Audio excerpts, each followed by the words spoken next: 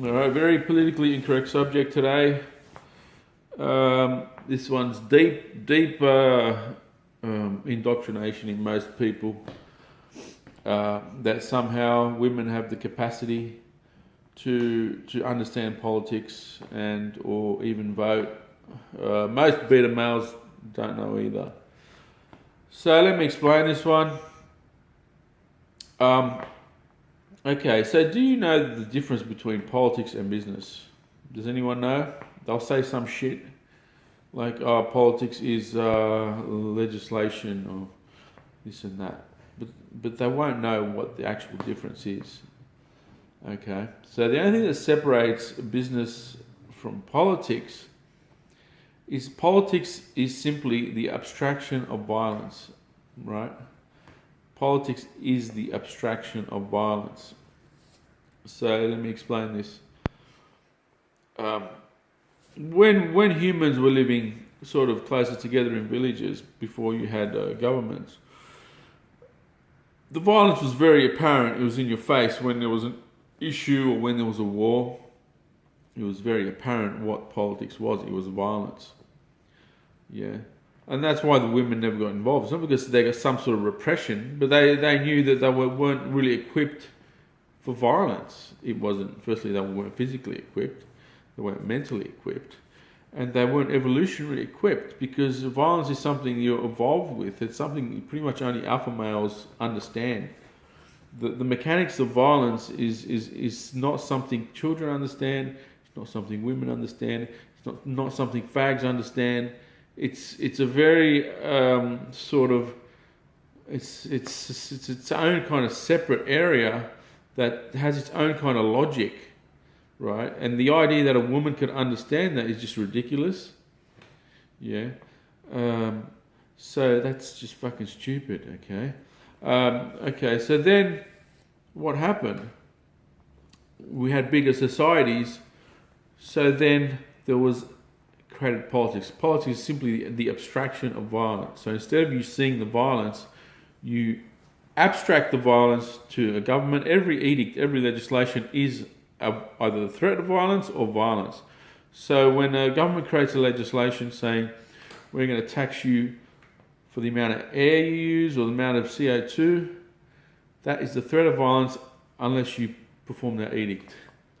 If you don't perform it, they will, or pay, they will eventually put you in jail. So it's a threat of violence. Every single edict is a threat of violence. Now, it's very clear women don't understand violence. So the idea that they're going to understand the abstraction of violence is just stupid. I mean, and we see, if you ever argued with the women about politics, it's just the most stupid thing you've ever seen. They bring up like, it's like they're living in a house. Oh, that's mean. You shouldn't say that.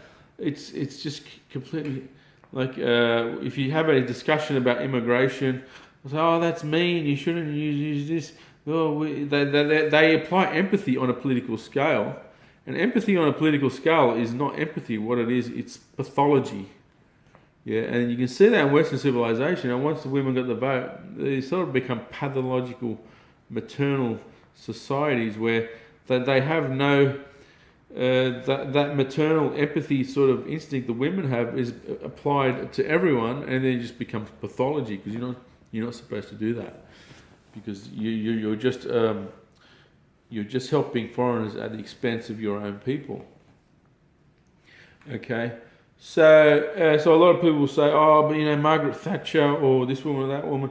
Yeah, there may be some outliers here and there. There could be, but even if you get some outlier like a Margaret Thatcher, if there was a full-on war, would like a full-scale war, are the men gonna follow a woman into battle? I just don't think you would. Like it just would feel weird to me. I don't know. So politics is the abstraction of violence, and so we've been conditioned to think that voting is a right, politics is a right, and that's kind of fucked up all Western civilization, because as soon as women got the vote, the things went downhill fast. The way I look at it. I don't like democracy for a start. I think it's a system that's doomed to fail. But if you're going to have democracy, you got to have at least some rules in place. Firstly, only men should vote. Secondly, only men who are landowners should vote.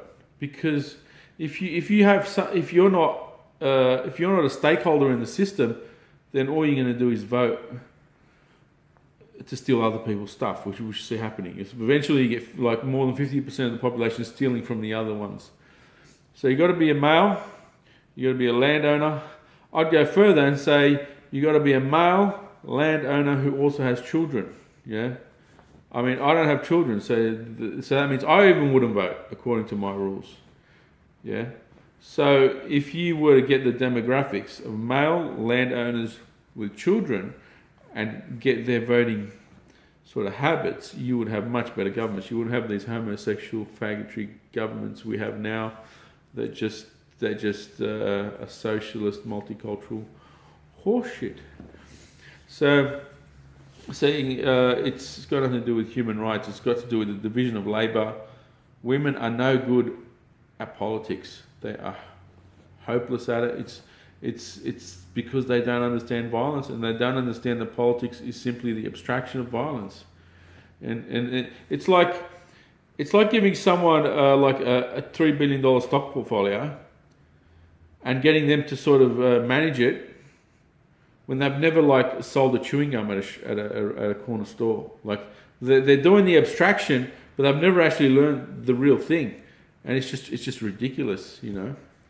And it's just we've been conditioned to think that this is a normal thing, and it will destroy the civilization.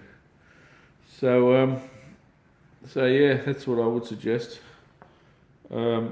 Males, landowners who have children, probably maybe only 10% left to vote, and it would be optional. There you go. No more gayness.